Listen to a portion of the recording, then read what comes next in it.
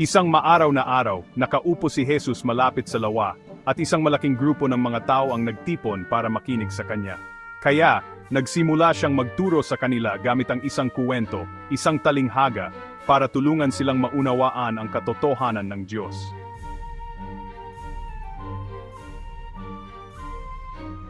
Isang magsasaka ang lumabas para maghasik ng kanyang mga buto.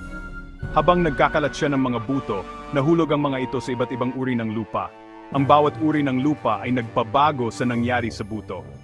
Ang ilang buto ay nahulog sa tabi ng daan, at dumaiting ang mga ibon at kinain ang mga ito. Ang mga butong ito ay hindi nagkaroon ng pagkakataong lumago. Masyado silang mabilis na nawala.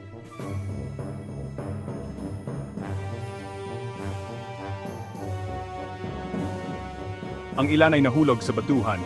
Mabilis silang sumibol, ngunit dahil wala silang malalim na ugat, natuyo sila nang sumikat ang araw. Ang mga halamang ito ay nasasabik sa simula, ngunit hindi sila naging malakas. Ang iba pang buto ay nahulog sa gitna ng mga tinik, na lumago at sumakal sa mga halaman. Sinubukan ng mga halamang ito na lumago, ngunit nanaig ang mga pag-aalala at paggambala. Ngunit ang ilang buto ay nahulog sa mabuting lupa, at nagbunga sila ng 30, 60, maging 100 beses ng inihasik. Ito ang nangyayari kapag ang isang puso ay handang makinig at sumunod sa salita ng Diyos. Kaya, pakinggan ninyo ang ibig sabihin ng talinghaga ng manghasik. Kapag ang isang tao ay nakarinig ng mensahe ng kaharian at hindi ito naintindihan, darating ang masama at aalisin ang inihasik sa kanyang puso. Ito ang butong inihasik sa tabi ng daan. Ang butong nahulog sa batuhan ay tumutukoy sa isang taong nakarinig ng salita at agad itong tinanggap ng may kagalakan.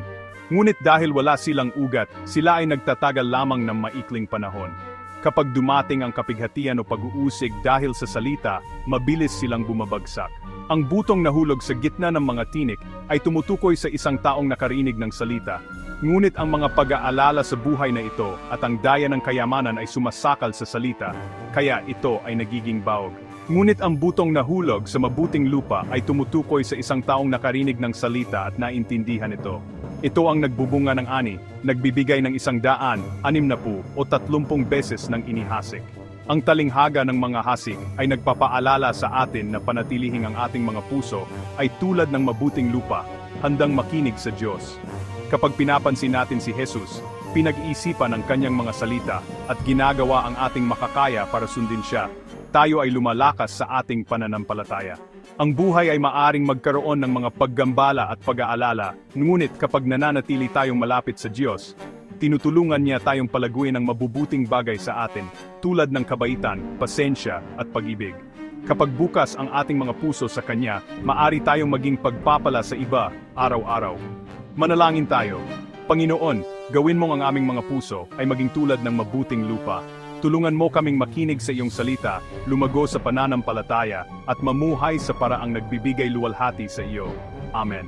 Kung paanong ang isang maliit na buto ay nagiging malaki at malusog na halaman, kaya rin ng Diyos na palaguin ang isang kamangha-manghang bagay sa atin. Huwag kalimutang mag-subscribe, mag-like, at mag-comment para sa mas maraming kuwento sa Biblia mula sa Biblia Kids PH. Salamat.